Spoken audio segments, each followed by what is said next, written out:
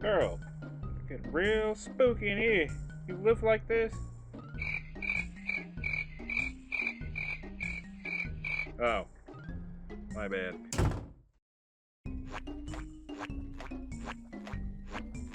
Hello and welcome back to What the Heck Is That? The show where I talk about any creepy, silly, or downright interesting topics I want. And it has certainly been a while, hasn't it? Just in time for one of my favorite parts of the year, Halloween. And I've got a good one for you guys this time. You ever wondered how the portrait ghost in Luigi's mansion died? Probably not. But we're gonna piece that puzzle together today. Here's a piece of the puzzle for you right now. The subscribe button. So if you could just hit that and ring the little bell real quick, I'd appreciate it. Now let's get back into it. Before we start, most of the portrait ghosts don't have an official cause of death. And the point of this video is to have fun using the environment, character descriptions, lore, and anything else we can dredge up to come up with a cause of death.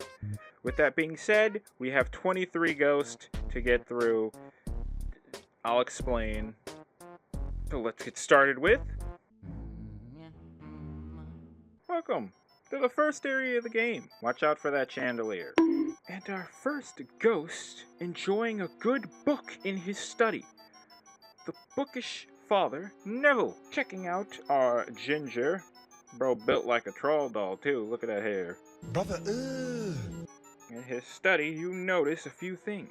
One, he's kind of a slob, on account of, the wedge of cheese and the ghost mice all over the floor. Gross. Two, the bookshelves can be interacted with, and each of the shelves give a little hint and sneak peeks for the game. And three, you see that book he's reading? Well, it's Mario's Story, which, the Japanese name for Paper Mario. Kinda based.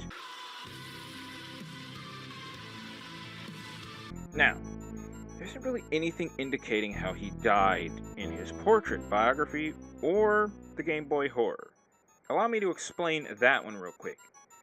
A device that you're given at the start of Luigi's Mansion by Professor Egad is called the Game Boy Horror. It allows you to scan things and get like a little bit of a description from Luigi, or if you scan the hearts of portrait ghosts, it gives you one of their inner thoughts at the moment. Also, if you scan mirrors, it teleports you back to the beginning of the mansion. So, there you go. So we're gonna have to use the environment, which doesn't have a lot. Wait a minute. We can use that. I've done some extensive research online to see if a yawn can kill you. And it can. Technically. Kills you isn't the yawn, it's the jaw dislocation and choking that does it. If your mouth opens too wide while yawning. Ugh, what a gruesome thought. How wide would you have to open your mouth for that? Jesus, man. How does the ghost show he's vulnerable? Exactly. Now, we can catch that ghost and file this one under death by choking. With Neville caught, the key we just found is leading us to the master bedroom. So let's head there for our next ghost. Alright, welcome to the master bedroom where... Could you, we kinda need you to pay... Girl! Whatever, this is Lydia. And as you can see, she really likes her own reflection. And that's it. That's all she does. Based on her diary, she's very vain and not a good mother to her 3 children, who we'll talk about later. There's nothing in her biography or in the environment that's giving a clue for a cause of death. Just her Game Boy Horror talking about the window, but I don't see how... Oh! Well, there we go. So let me paint you a picture. Lydia's at the mirror, like always. She hears a commotion outside her window, which she ignores. But with all the noise and that dreadful draft coming from the darn window interrupting her me time, she goes to check the window and BAM! Something smashes through the window, hitting her in the head and taking her out right then and there.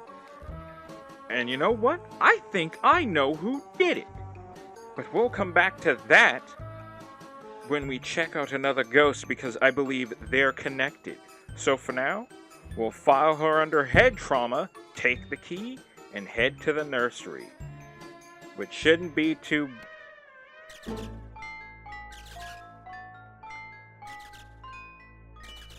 Well, that certainly doesn't sound good, now does it? Okay, so this one is going to be a doozy. Meet the ghost of the nursery and boss of Area 1, Chauncey, the spoiled baby. Now, this baby is built different. He is one of the only ghosts who can manipulate things outside of the room it haunts. Remember that chandelier? And has the ability to shrink people. And don't forget that telekinesis. But figuring out how he died is a bit confusing.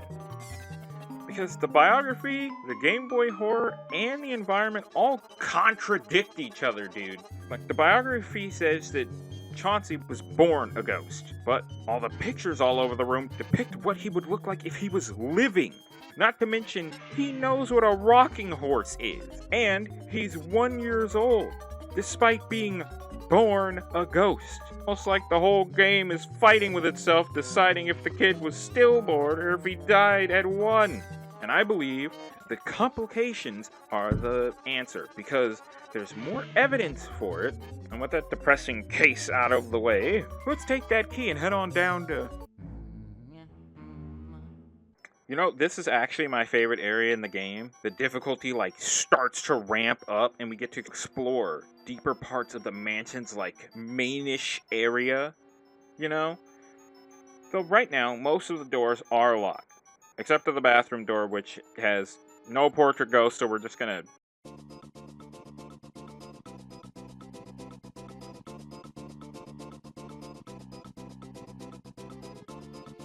You know what they say, it takes two to tango! And this time we're looking at the gruesome twosome, the floating whirlwinds, which I will be calling the whirlwinds. It just sounds a bit better. And it's easier to read. Watch as they glide around on the rotating dance floor in the ballroom. And that's it. No, I'm serious. There's not really that much to these two. Even their biography and the Game Boy horror only talk about, like, how they can't enter dancing competitions anymore because technically they don't touch the ground now. So how did they die? Well, I, for one, think that the ballroom itself gives us the answers that we need. I mean, think about it. Trying to waltz around on those spinning discs that are on the floor? That's just asking for trouble, man. So, we're just gonna file them under a dancing accident. We're gonna move on. So before we get to the next ghost, we actually have some tasks that we need to do. 1, free the booze, that we're here for some reason. 2, unclog this toilet for a key. 3, get fire powers. 4, meet this ghost we can't catch right now, so I'm not going to talk about her. Oh, and don't forget to pick up Mario's laundry. That's a must. Now, we're ready for the next ghost. The old butler, Shivers. Right off the bat, you'll notice something strange about Shivers.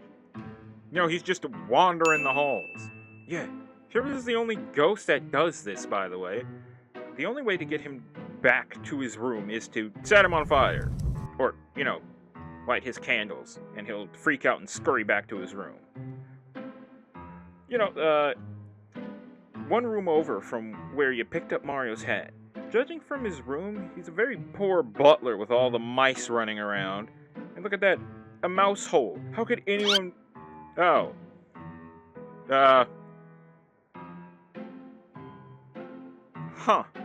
Anyways, according to his bio, he wanders the mansion searching for the will of his master, hoping he's in it. Which shows he's a bit greedy. I mean, you're dead. What do you need money for? Checking the Game Boy horror, you find out Shivers is in love with a ghost named Melody. Pianissimo. Huh? I can't pronounce that. So we're just gonna call her Melody. Which says, so we have to look at environmental clues. Like how he freaked the heck out when his candles were lit. So it's safe to assume that good old Shivers burned alive. And I think I know why. But to explain, let's grab the key and go on to the conservatory. When you step into the conservatory, there's no one here. Seriously? I saw Concord lobbies with more people in them. And judging by that joke, you can see how long I've been working on this script. That being said, Melody actually has one of the coolest ways to summon her in this game. I think in the Luigi's Mansion series in general.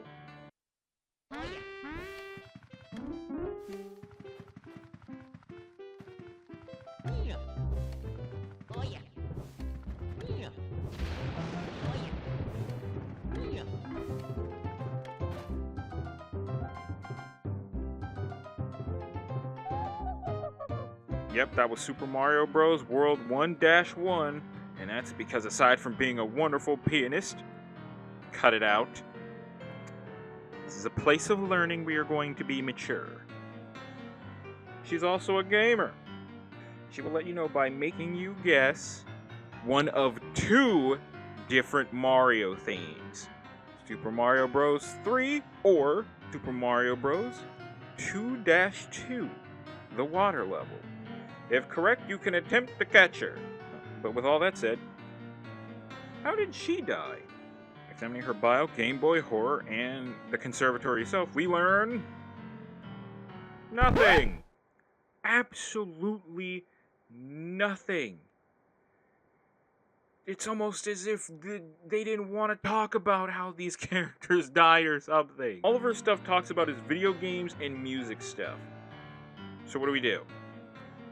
Well, we could address the elephant in the room. Good old Shivers. Yeah, remember the creepy old butler that's been thirsting for this poor girl? I mean, dude was stalking outside this very room for who knows how long. But it's not like Shivers had keys to her room or anything. Oh, wait. So let me tell you how I think this went down. Shivers was deeply smitten with Melody and attempted to court her, and she was not interested. Who could blame the girl? And Shivers figured if he couldn't have her, then no one can. Considering how into her music she gets, she didn't even see it coming. Panicking about what he had just done, Shivers decides to burn the body to get rid of the evidence. And let's just say things didn't go well for him. So I think we can file Melody under the butler did it, grab the dining room key, and move on. So the next go should be here. What's that noise? Ah. This is Mr. Luggs. So, what do you think? What do you think took him out? All right. Let's not beat around the bush about this. Luggs is the definition of obesity. Look, his sweater is stretched out until it ripped in certain spots. There's food grime all around his mouth, and he has a double chin. Does a ghost have a double chin? I mean, he's called the Glutton for a reason. Before anyone accuses me of being mean or hateful, Luggs' bio confirms this. He prefers all-you-can-eat buffets to 3 meals a day. He ate himself to death, but still wasn't satisfied. Safe to say overeating killed him. And hey, the door's already unlocked. You don't need a key. Let's keep going. Now, there's no portrait ghost in the kitchen, but in the beta, there was a chef ghost. So, for now, we can grab the water powers and head into the backyard. You see that sitting in the elaborate doghouse? That's Spooky the guard dog of the boneyard. And, unfortunately, he's not a good boy at all. Anyone that so much as steps back here Spooky will tear him apart.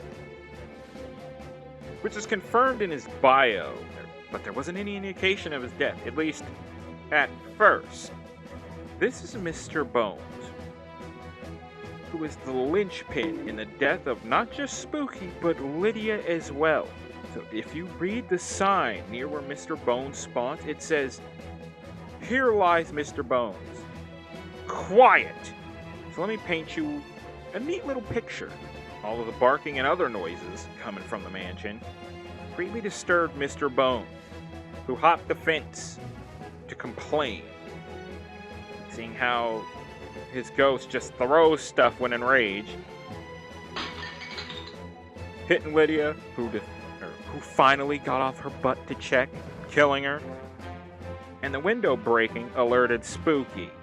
And well, considering he was buried in the backyard, means things did not go well. And well, when an animal unfortunately takes a person's life, they usually get put down. Wait, there's no key. Or anywhere to go. This is a dead end. Huh. Maybe we should check the doghouse. Uh-oh. Glowing grave right there should hold Bogmire, but...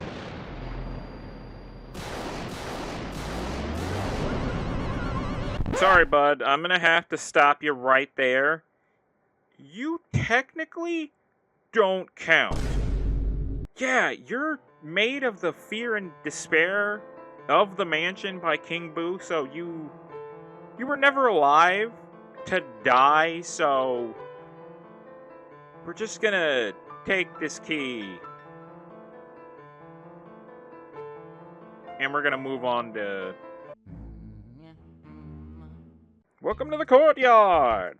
There's no portrait ghost here, but hey, we can check on Mario.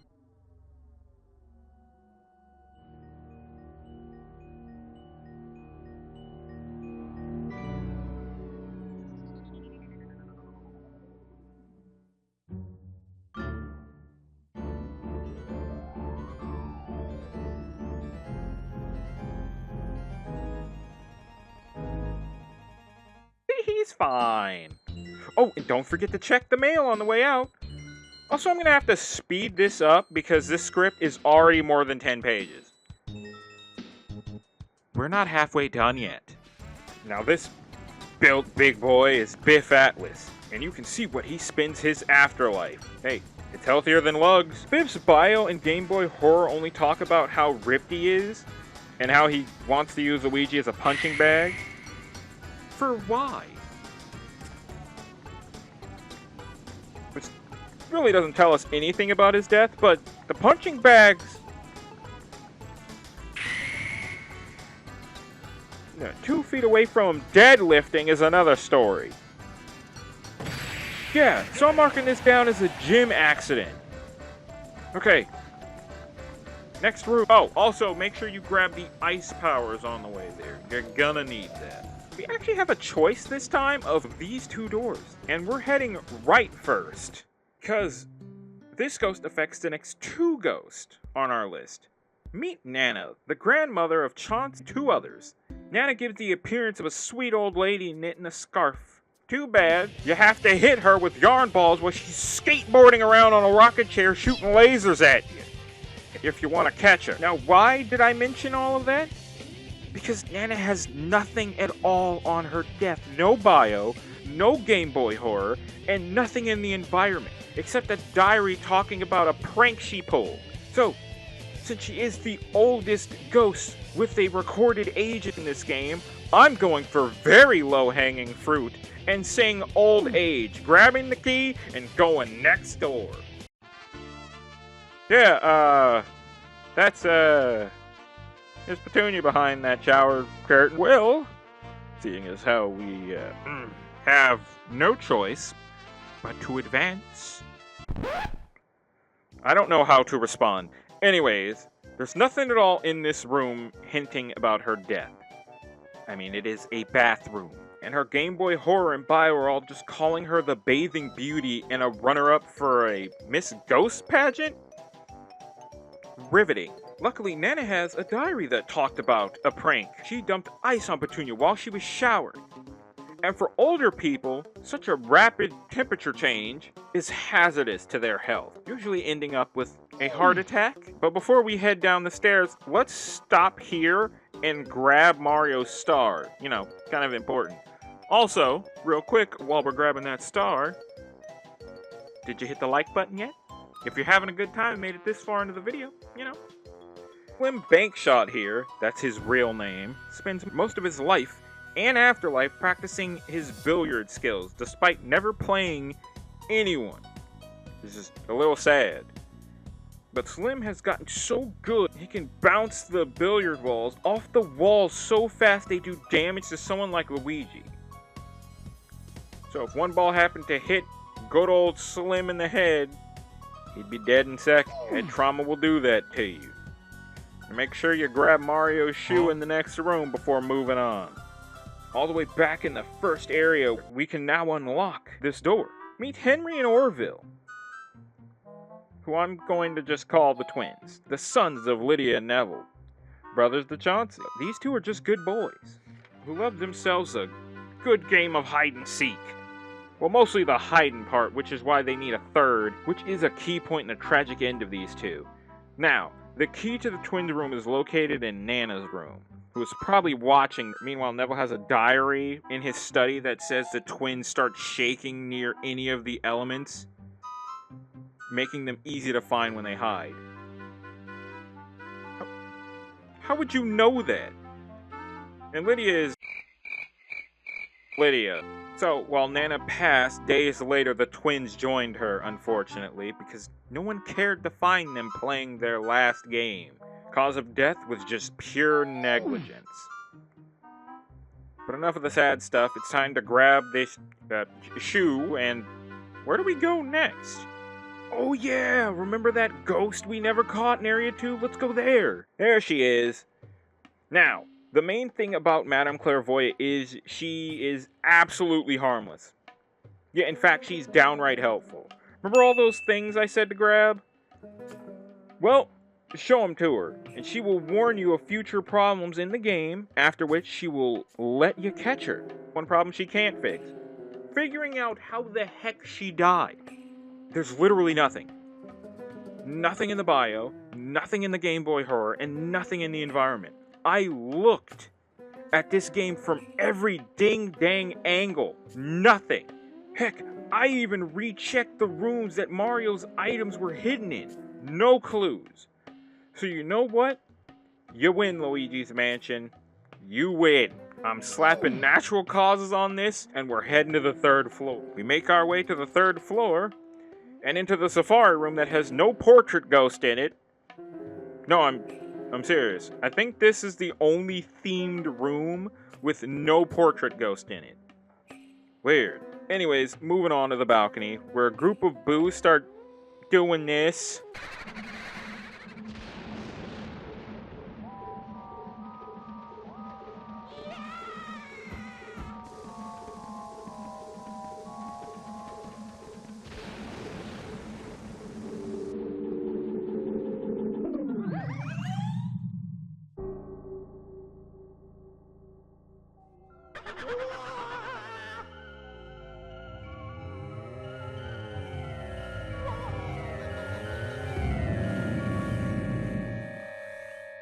Turning into the Area 3 boss, but it's a boo, so it don't count. So call me Blackbeard, because I'm about to off-screen him, grab this key, and we can now enter.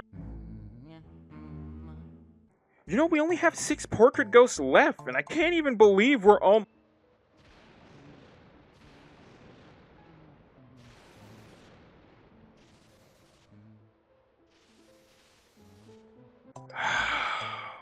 So the power is out in the whole mansion, and the door to the breaker room is locked now. And there are ghosts running wild all over the mansion. Things aren't good. So I guess we can just... Oh, hello. This is Uncle Grimly. No one in the family likes him, according to his bio. Adrift in the darkness, he tends to keep to himself, which suit the rest of the family just fine. Alone in the dark, I believe, fearing YouTube here, grimly went out on his own terms, if you get my meaning, due to loneliness. Yeah, we should, I feel YouTube breathing down my butt. We should probably, turn the power back on and head to the next ghost. Now look, before you say anything, I know what you're thinking. Cube, what the heck is this? They're toys. Get them out of my face. One of them has a wind-up key for Star Spirit's sake. Yeah, we're skipping them. Locked in the guest room, only accessed by a hidden key in a sealed room, sleeps the dozing girl Sue P. Now, Sue P was only 7 years old before she became a ghost, and thankfully, we don't have too much to work on this time around. Because our bio straight up tells us what was meant to be a short nap seems to have turned into an eternal rest for sweet Sue P. Now, we don't know for sure what killed her. Could be an illness, an attack, or I believe a fire on account of all of the fire ghosts you have to fight in the previous room. But we really don't have a full answer. But we do know she died while she was sleeping. Let's head back up to the 3rd floor. Our next ghost is Jarvis, the jar collector. Bruh. I mean, okay. Jarvis spent his life collecting antiques, his favorite being jars, you know, because of course. He loves jars so much his ghost lives in them. And that's all there is to this guy. Nothing more, nothing less.